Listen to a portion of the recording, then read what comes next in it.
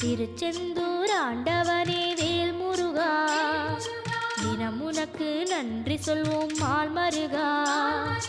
திருவடியில் தவம் இருப்போம் திருமுருகா, தீப்பெழுது நலமெனவே வடிவழகா.